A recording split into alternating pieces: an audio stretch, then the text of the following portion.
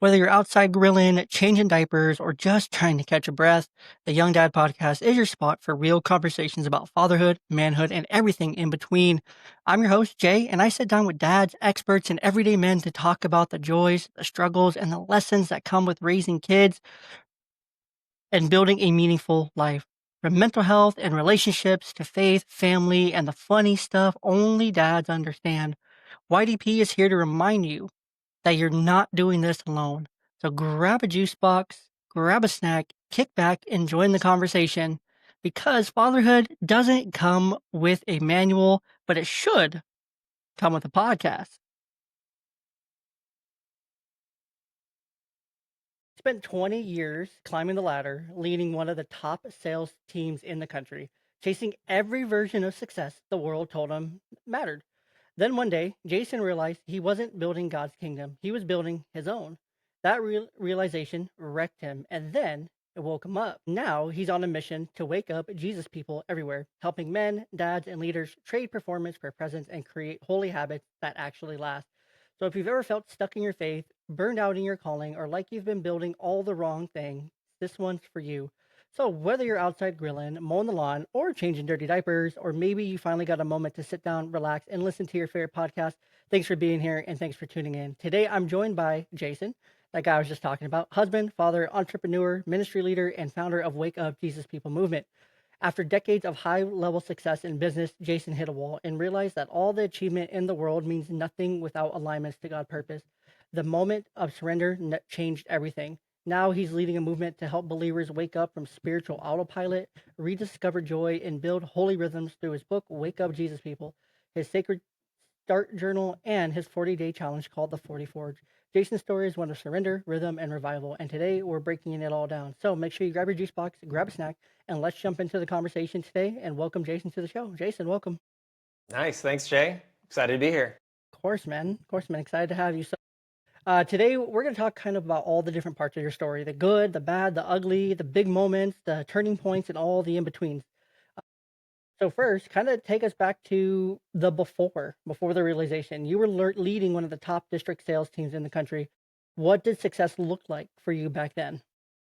Yeah, back then it was chasing accolades, it was chasing awards, it was chasing status, it was being number one on the sales report, and it was really reliant every week. It was an up and down, basically emotional roller coaster based on how well I was doing and my most recent accolades.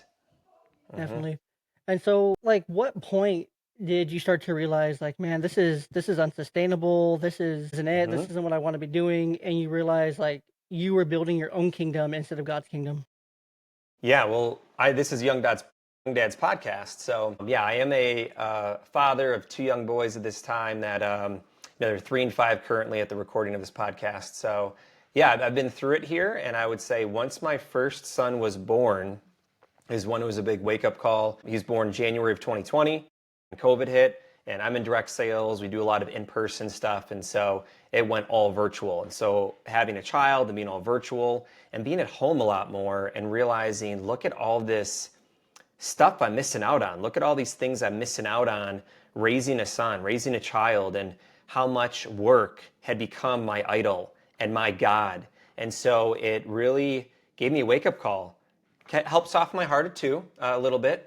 Whereas pretty much business, not cutthroat, but like pretty hardcore business driven and not very empathetic. And so having kids really helped with that. And I'd say that was a huge wake up call. There's a couple before we can talk about, but that was a big shift. And then even more was when our second son was born, and a couple years later, bringing this little baby home and realizing, oh my gosh, my 5-year-old, well, 3-year-old at the time, 2 or 3-year-old was huge, and realizing, oh my gosh, time flew by. It's already been 2 years, and I felt like I was doing a good job, but that helped me up level it again to then really set some boundaries of what really matters, and allowing me to, yeah, tell my team and tell others, like, hey, I'm going to be my best self, and I'm going to set boundaries so I can be the best while I'm working. But other than that, I'm unavailable. So it was a transition for sure, but it's been so freeing. I have so much more peace and joy setting those boundaries starting a few years ago. Yeah, absolutely. I think something that I want to definitely hear about those other moments as well. hmm But I think something really cool that you mentioned there was like it really started to change when your first child was born. Hmm. And it's that's something really cool that happens, I think, to us men when we do have our first child, right? We start to realize a whole lot of things and we start to realize, Yep. okay, what actually is important, right? What is good? I was actually talking to someone today before we recorded earlier today at work. I was actually talking to someone. I was like, yeah, before I kind of switched jobs and like career path that I was on, like I was working at Lowe's and I was on a track to, move way up the chain within the next, 3, 4 years from where I was. Like I was definitely on that track. At least I felt like I was on that track. Um, like that was the goal, that was the vision to move up in Lowe's and just kind of, get a store around this time that I'm at now and just, make good money and just run a store and enjoy the retail life kind of thing and just enjoy what all that brought.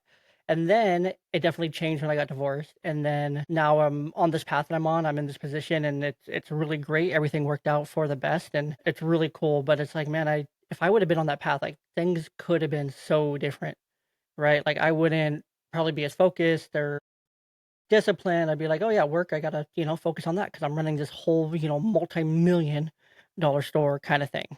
So, just something I thought about today.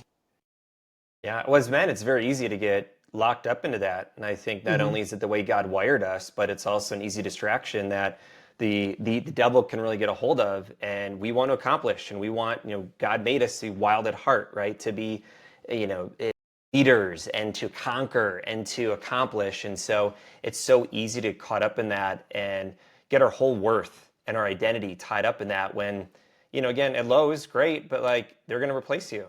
Here at Yeah. my company too. If I leave, it's not like I'm sure I'll be missed for a day, but then it's like, all right, you are replaced. The business still goes on. Yeah, they'll have someone new in What the door really tomorrow. matters? Yeah, So, exactly. no, 100%. Um, I definitely had one of those moments too, like, when I had first started at my company I'm at now, like, someone had passed away like that while they were actively, like, working there and stuff. Um And then it was the first time I ever really, like, experienced it, but, like, their office was cleaned out, like, a few days later and repurposed, and, everything went on. The duties were reassigned, and everyone went on with their day to day. So and now there's, like, someone new working in that office, and it's like they have no clue that a person that used to work in that office passed away. Right. Not at work, obviously, but, like, outside. So it's just interesting to see, like, the come and go and the turnover and whatnot. But you're right, we're not our places we're not replaceable at, and that's where we need to focus, and that's where we really need to be putting a lot of our attention. But before we jump even further down into your story, what were some of those other realizations that you had along the way before your children were born? Yeah. So there were a couple of them. One in my 20s, I was living one foot in the world, one foot out, having a lot of fun, partying a lot, and I got engaged, and to even back that up a little bit, I jumped to that pretty quick there. That I ended up I started dating this girl. I thought she was a Jesus person. She turned out to not really be one, and we really were. Our whole relationship was on the pleasures, the sex, the fun, the partying, all of that. And I had a few non-Christian roommates, and here I'm trying to live a Jesus life. I'm trying to live good, and it was a lot of fun, but it wasn't really a fulfilling life. And after 6 months, my roommates kind of basically talked me into having her move in. So then something I thought I would never do, and then I was kind of caught up in all of that, and got engaged. And then as things got closer to the wedding, I was like, this is not going to work out. This is not good at all. I'm so blinded by this pleasure and this fun that is not long lasting. And so, Jay, I was so scared. I thought, I can't believe I'm doing this. Invites were out, dates were set. It was 2 months before the wedding date. And I'm like, this just isn't going to work. And I said, hey, I'm not saying right now to you in this moment that this isn't going to work. And I'd rather delay a wedding than eventually call off a marriage. Because if we don't work some things out and we don't like really see who we really are and get real with some pre-work, this is not going to end well. And so obviously she didn't take that well. And then her true colors showed up. And I was kind of pretending to be a person for her. She was kind of pretending to be a person for me. So we're in this middle party zone, just totally caught up in all of it. So after that, that was a big wake up, realizing, oh my gosh, I almost got married to a person based on pleasures and fleeting things. And so I was like, thank you, God, for waking me up in that moment. And then that was a really transformational fall, the fall of 2012. After I called it off, I was by myself. I was a little down and depressed because thought I was going to get married, and here I'm living by myself and alone with a 55-year-old divorced guy from church who's so kind to let me move in with him. And then I started getting serious. I'm like, all right, I need to dive back into church. I need to dive back in and get serious about who do I want to be and what are my morning routines like. And I went to a Tony Robbins event and I got jacked up. And so that was really transformative. And then I spent a year not dating at all. I watched a series called by Andy Stanley, the New Rules of Love, Sex, and Dating.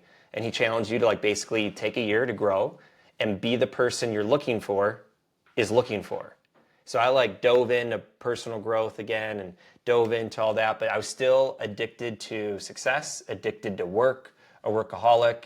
And, but then ended up meeting my now wife and that's great. So it turned out pretty well. Yeah, it took a good year or two of just getting repurposed and refocused. And that was a huge wake up call as well. Yeah, but I think it makes sense how you were still, so focused on work and success, right? Because like Mm-hmm. you mentioned, like towards the beginning of our conversation, like that's how we're made as men, right? That's how Mm-hmm. we're made. That's how we're created. We're created to, you know, focus on work and to be after something and to be motivated for something, right? Um, but it's really not so much the work, but it's so much more about what we're working towards. Mm-hmm. Right? And we have to be focused and clear about that. Like we have to have the right goal set. Because if we're working toward a goal that we're not like motivated by or don't care about or only half care about or that doesn't really motivate us for whatever reason, then we're gonna fail at it. Right? We actually care about it. And that's where success kind of takes over and creeps its way in because it's like, oh, look at this. You hit this, you got this, you hit this, you get this. And it's like that dopamine. And it's like, oh, that felt Mm-hmm. good. That felt good. Let me do it again.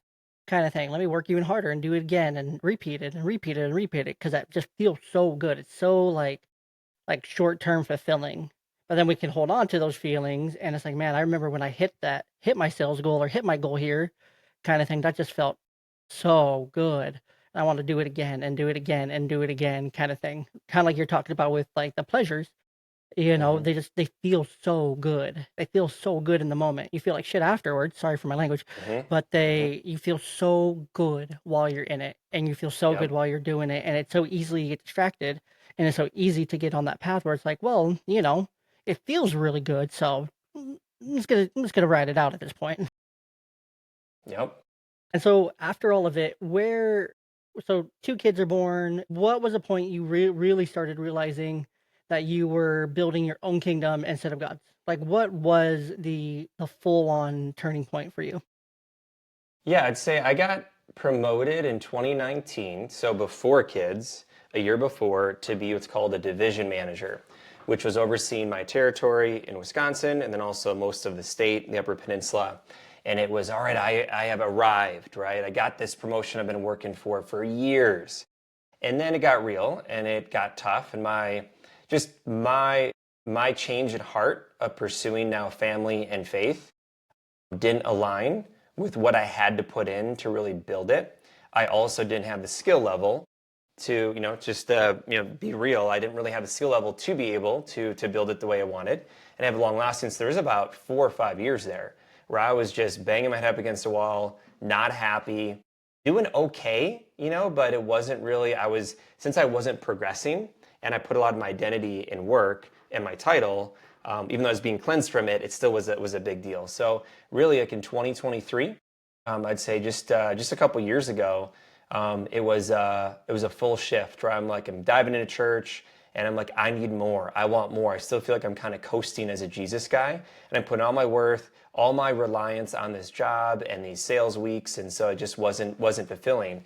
So I started diving in more. I told my wife I was going to get baptized at the next rebaptized at the next time we had a worship night, and that happened. And then I was struggling too for years with either having a few drinks or a weed gummy at night, just to like numb it, and because I wanted to turn it off and be focused, right? I claimed I wanted to be focused with the family, but really I was just numbing myself. But I wanted to turn off the drive for work and the addiction to look at my phone and send out texts and that. And so that was something I really had to cleanse myself from as well. And then I also started praying a prayer as basically, God, search me and then break me and then send me.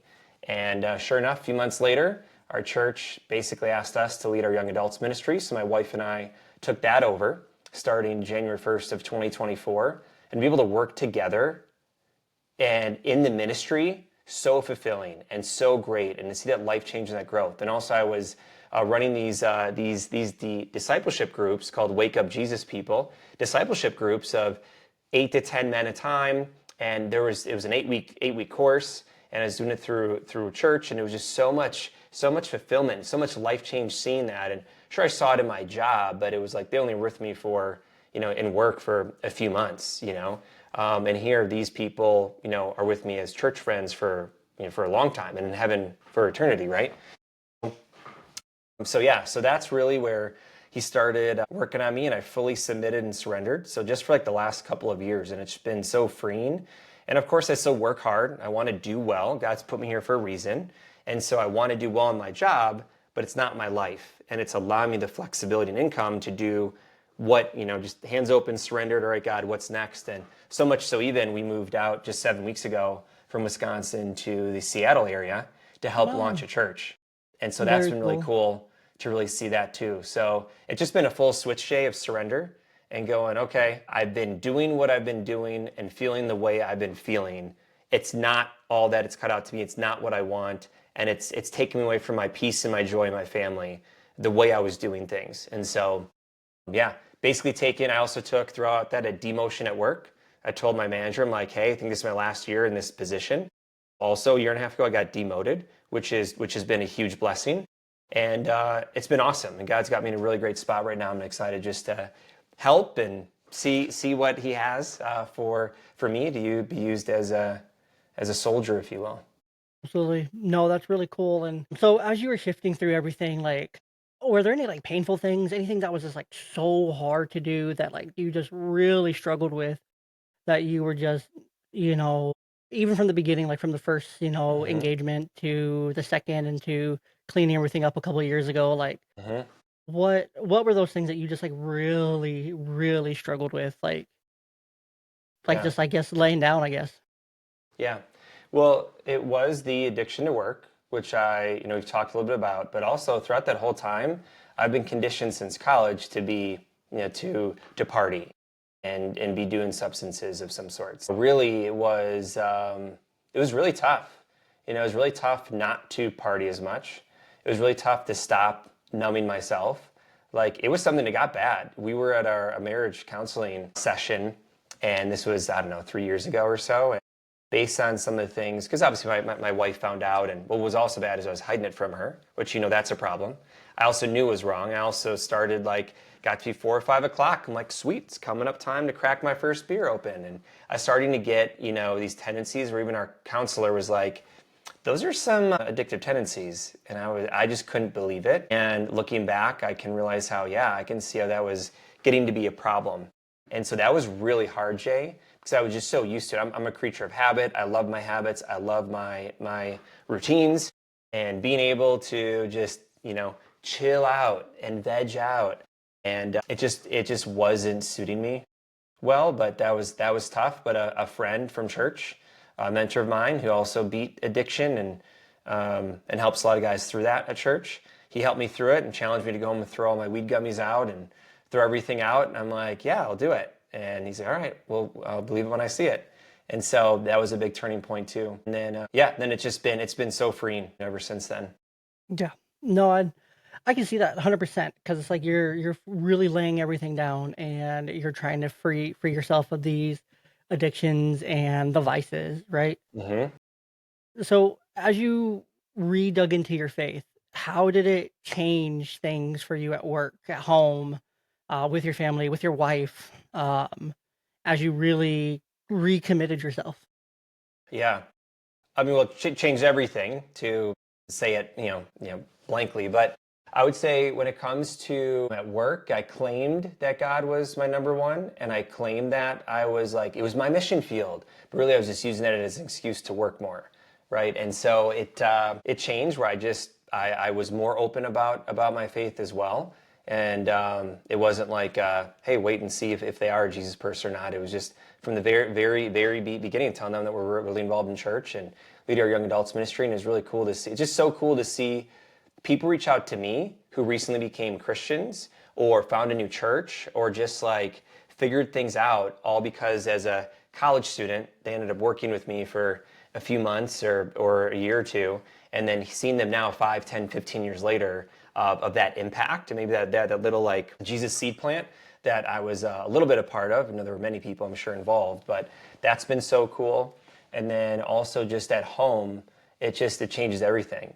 Starting our day off with prayer and starting the day off with what I call a sacred start, which we can get into, but getting Absolutely. Yep. my day right, starting off with Jesus, and then just throughout the whole day, my kids are seeing me in the Bible and praying, and my wife as well. We're praying together all the time. And even just now, there's so much evil in the world, and to be able to fight it with prayer and to we're in a spiritual battle. So it's like even just simple things like, anointing our home or praying over our kids or doing some things that I wouldn't have done years ago.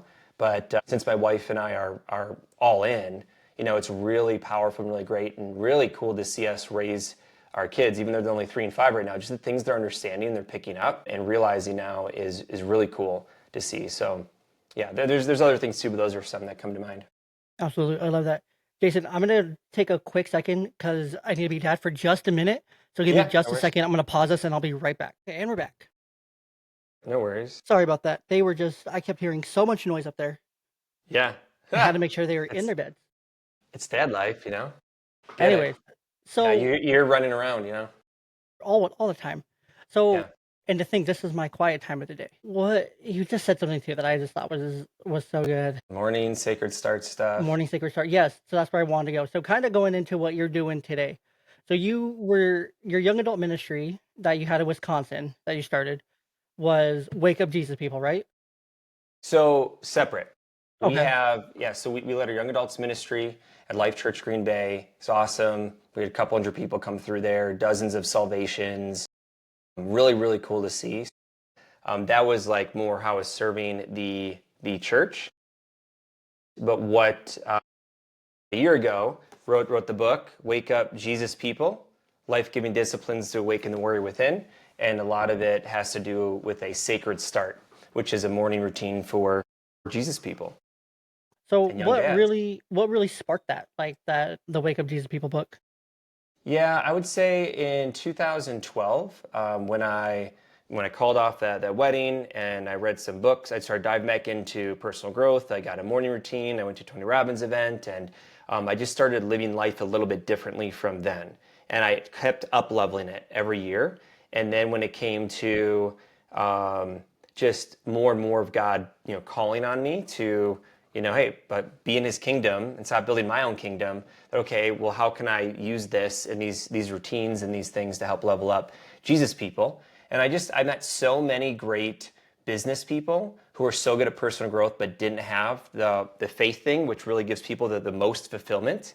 And obviously eternity is important as well. And then I met a lot of Jesus people that were so great, but they didn't really have that business driven entrepreneurship mindset of they are in control of their life.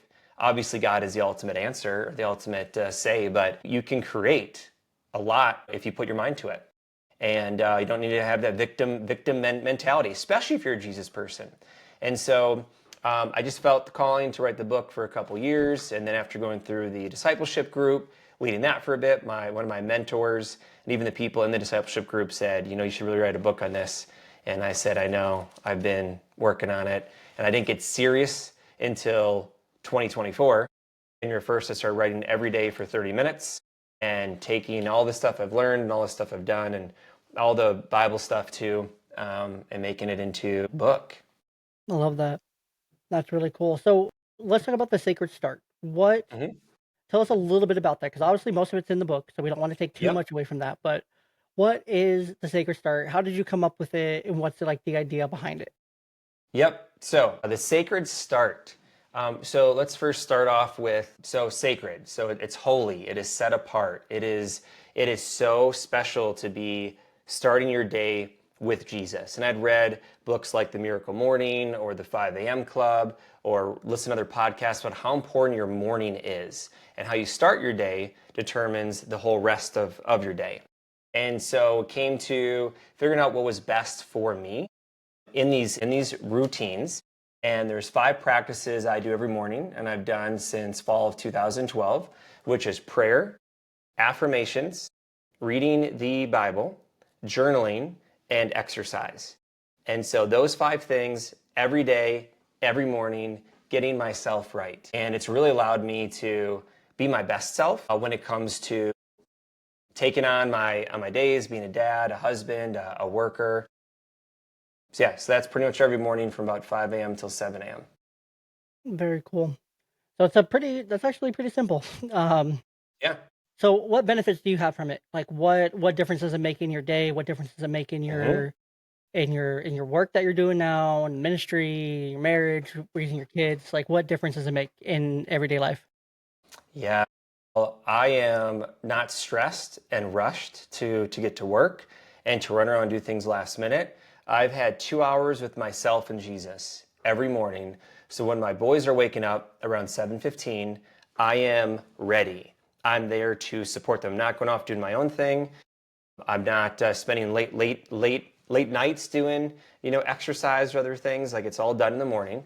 And so I've seen just me be happier throughout the day, have a different pace, a different feel, knowing not like a cocky confidence, but a like, hey, I'm already good. I'm already good. Like I feel great. I've done more than most people have by 7 a.m. Because a lot of people, especially Jesus people, know they need to pray more. They need to read the Bible. They need to exercise. Journaling, not a lot of people know the benefits of it, but I have a journal, Wake Up Jesus People journal. When I walk through these questions, so every morning I'm writing down 3 things I'm grateful for.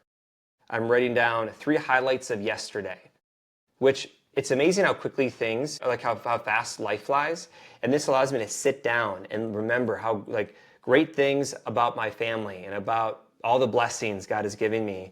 And there's that. And then, what did God teach me yesterday? So it's a lesson I learned. And then also what's a dream I'm praying around? So I'm like thinking forward to the future. So it causes me to sit down and think about, hey, what are my dreams and goals in life? And what I want to pray for. And then 3 prayers and intentions for the day. So I'm going into the day already with what are the 3 most important things I need to get done or things that are most important on my mind that I'm praying for. And then a couple daily affirmations. So doing that, I feel bulletproof going into my day. I feel energized. I feel good. I feel fit. I feel not like worried or guilty about doing things later. Like if I don't get done in the morning, I'm feeling guilty. I'm like, oh, I got to work out. Like I used to, like before I started doing this, fall of 2012, it was like, oh, I got to work out later. Or, oh yeah, that's right. Oh, I got to finish. Oh, I got to remember do my Bible plan before I go to bed. And it's like a quick thing I have to check off as opposed to just time to get myself right and get my mind right to be the best father and husband and leader I can be. Yeah, absolutely. I think that's so important, right? Like you have to kind of start before your day starts, hmm right? Like you have to get out in front of it. Because once you're in it, it's your day's gone, right? Yep. Like as Oh soon as it yeah. starts, it's already gone. Especially being a Yep. dad, raising kids, Yep. schools, daycares, work, all that stuff, right? Like your day is hmm pretty much already spoken for before Yep. you even walk out the door. When you get out of bed, pretty much, hmm right? And so you have to take advantage of the time that you have to take advantage of. You can't let it get in front of you. You can't let it get behind you, because you only got so much. So, but no, I love that. hmm I think it's simple, yet it's really powerful to start and control your day, right? I talked hmm to oh, I can't remember his name. I've done so many of these, Jason, I can't remember people's names or who I talked to about it, but there was a guy I talked to, I wanna say his name was Michael, I think, but him and I talked about and Michael, if it's not you, I'm sorry. If it is you and I'm not thinking of who you are, then I apologize too. But talked about controlling the bookends of your day. hmm So, like, the beginning of your day, so that first 2 hours and then your last 2 hours, really Mm-hmm. making sure it's, successful, disciplined, routine, so that it's really like focused and you get the absolute most out of your full day. Because the middle of your day is, uh, Yep. it is what it is.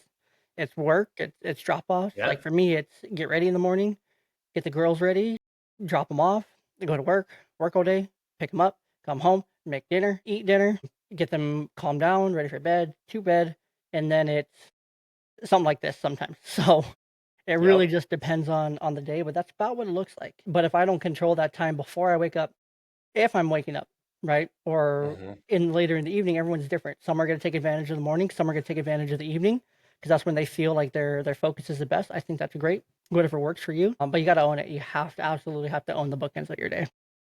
Mm-hmm. And so Yeah. for you, you also created the 40 Forge Mm-hmm. challenge. What is the 44 challenge? 40 Forge.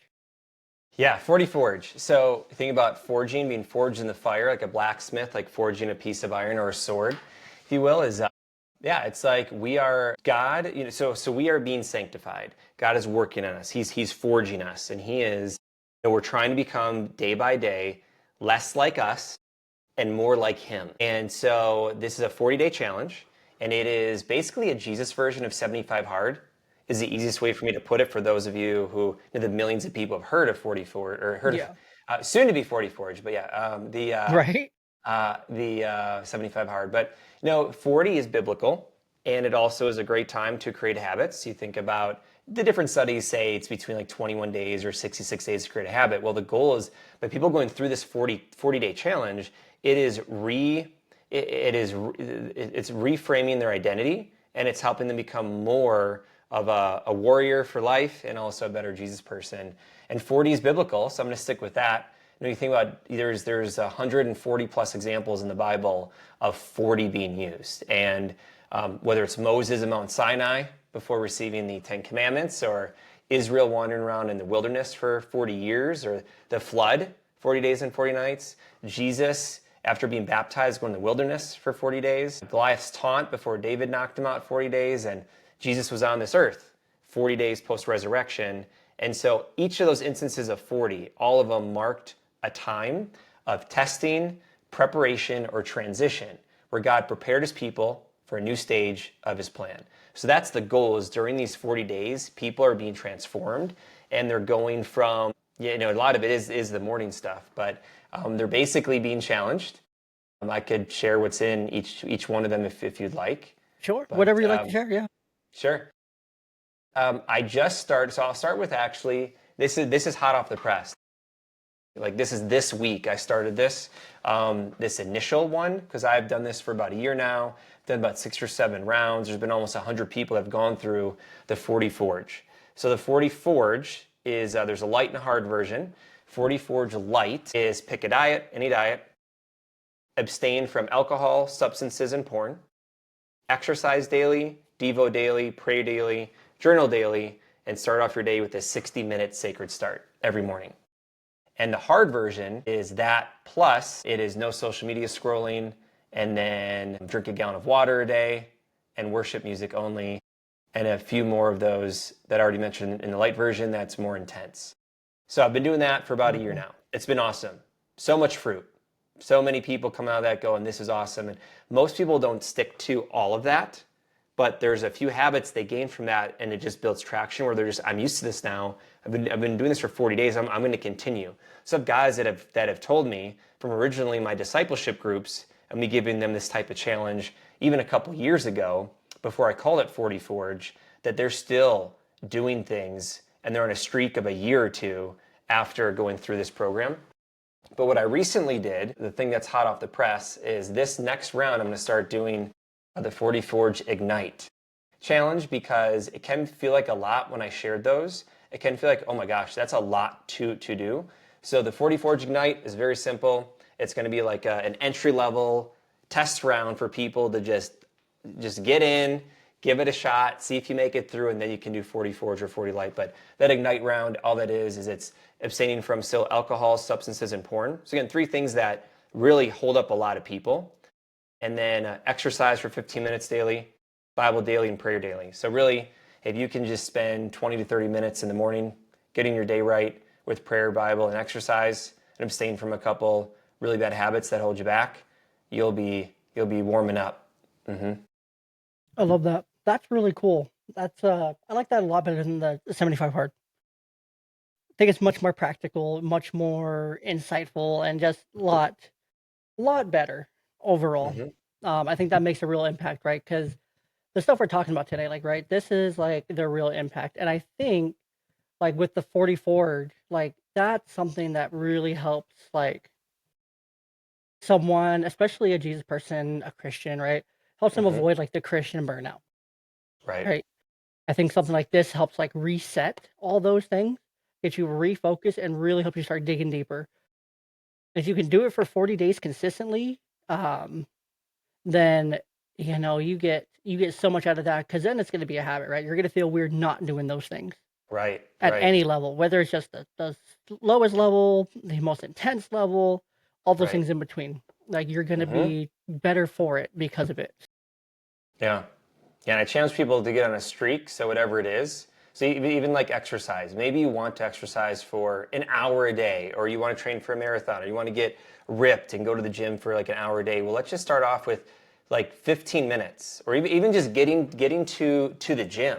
So if you can get on a streak, and your streak is I'm going to show up to the gym every day, even on the days you don't feel like you're like, oh, I have 46 days in a row, I got to show up to the gym. You're not going to show up there. In your mind, you're like, I can at least drive there, walk in and walk out, check it off.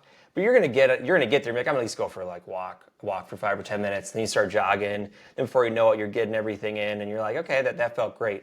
A lot of times we just need to get started because once we're in it, we know we need to be there and we feel so good, but the world and the pleasures are pulling us, and the dopamine scrolling is pulling us away from the things that really bring us that peace and joy. But if we can get these habits and we can get these streaks aligned with God's purpose and God's recommendations for us, we're going to feel so happy, and we're going to be so much more fulfilled as people in this very stressful and distracted world. Yeah, absolutely. And I love what you're saying there, right? Like you got to start just by going there and showing up, right? You hmm got to start small. This Forge 40 isn't just going to happen, overnight where you're going to go, you're going to get into it. You're going to struggle at first, right? Like it's going to be hard to lay down everything, but I think that's the difference, right? You can give up things or you can truly like lay them down and incorporate them into the other things that you're struggling. So if it's alcohol and that's your vice and you're really struggling with it and you want to do a 40 forge and then, you just can't for whatever reason give it up, that's where you have to really lay it down. You take them to Yeah. the prayer and you add that into your 44s. Like it all works together in the same hmm time. See, I'm getting it, Jason. I'm getting it. Yeah, you're getting it. Yeah. I'm getting it. Anything else that you want to mention about the book, the journal, the 40? I would say so. We we like progress, and we feel good as we're making progress. And so it doesn't have to be my book or my challenge or anything, but I just challenge you as the listener, especially if you're a young dad. If you're stuck at home playing video games and not really accomplishing something, and maybe your identity is in work, maybe it isn't. Maybe it's in hobbies, maybe it's in sports, maybe it's in hunting. Whatever it is, find something that's healthy that you can be making progress in. You can feel good about yourself. And unfortunately, the devil also wants a lot of weak dads out there, and he wants a lot of just weak fathers who aren't leading. And so I just see there's too many young dads who are out there just zoning out in front of a screen, not showing love to their kids, not making their kids tough, not playing sports with their kids, not getting out there and not teaching them some of these disciplines. And obviously, if you're a Jesus person, right, they got to get in the Bible and pray and all that. But it's unfortunate because there's so many people sleepwalking, and they need to wake up. And so if you get the book, you'll be woken up. If you do the 44 challenge, you'll be woken up. But really, I'd say just separately is if you are, listening and you are a young dad, it can be so lonely. It can be so like discouraging, and it's stressful. It's rough, right? I did not get it till I had kids when they said it is the most challenging yet the most rewarding experience. And it is unbelievably awesome and unbelievably challenging. And I was so resistant to having kids because I wanted convenience. I didn't want it to ruin up my whole routine and my and my work schedule, and I was so selfish, and I'm still recovering from that. But if you're a young dad, like, get out there, get involved in a challenge that lights you up. Get out there in a Bible believing church, join a community, other guys that you can share things with, even if whether you're married or not. It's so freeing to just get real with people, talk about the struggles you're having as a dad or as a person. And when we're in isolation, that is where the devil's at work, just tearing you apart little by little, inch by inch, in isolation in your own little world. And you're slowly just getting to a point where it could get pretty bad. So challenge is to wake up and get involved in a local church and just believe in yourself. Absolutely. I love that, man. Absolutely love that. Great words of wisdom there. All right, before we jump into the dad zone, I'm just going to do a quick self-plug ad read real quick because it's, my podcast, I can do that. So I'm going to plug my own ad though. So if you're listening to this and you've been thinking about starting your own podcast, but you don't know where to start, so let me save you some frustration. I created Pod Launch Coaching to help new podcasters go from idea to launch show in just 8 weeks. You'll get step-by-step guidance on everything from defining your niche to recording, editing, and actually growing your audience. So if you're tired of overthinking and ready to finally hit publish, head over to Instagram and find me at Pod Launch Coaching, PODLAUNCH coaching, or DM me the word launch. Or you can even message the Young Dad podcast as well. Whatever you want to do. I want to help you get your voice out into the world. So with that, let's jump into the dad zone. We're in the dad zone now. The dad zone is 4 questions that I've created just to help the podcast end on a light, fun note. Some people say it's their absolute favorite part of the podcast. They skip to this part just to see what's going to be said. Some do that and need to go back and listen to the rest of the show because there's some really good stuff. But I see who you are. I see the numbers. I see the analytics. Go back and listen to the rest of the show. Stop skipping to this part. So first question in the dad zone, Jason, does pineapple go on pizza? I think it can. I don't think it should go on pizza, but I think it's an option if you want it. Good answer. Good answer. Who are 3 people, dead or alive, that you would invite over for a dinner party? I would invite, let's say John Christ. He's really funny. I would say Kobe Bryant. Love his intensity and his mentality. And then I would say, who's like one of the greatest, evangelists? I don't know. I'll say Rick Warren. I like it. Love it.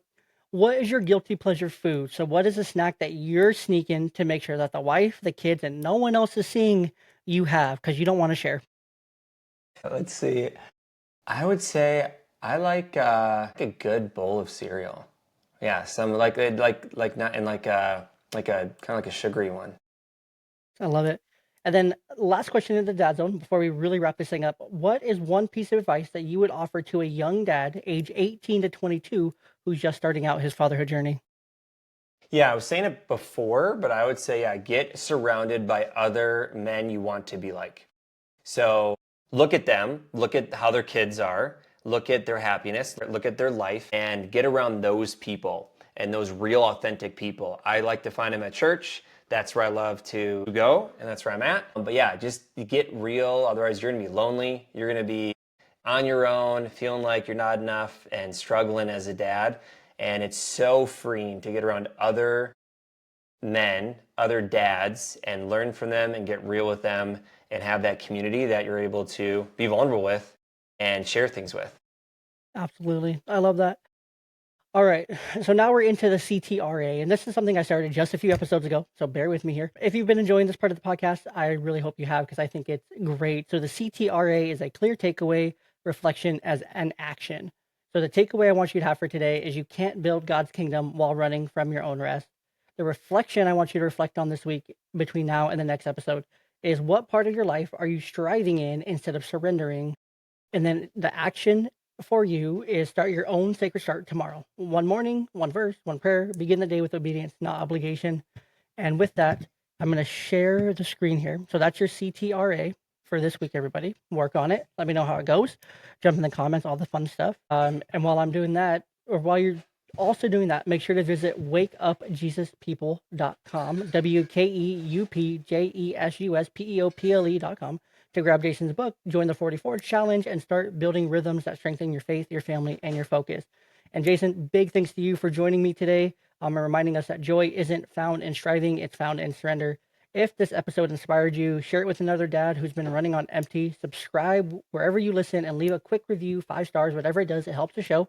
And until next time, I hope you enjoyed your juice box. I hope you enjoyed your snack. Make sure you throw away the trash so the wife doesn't yell at you and keep showing up. And until next time, right here on the Young Dad Podcast.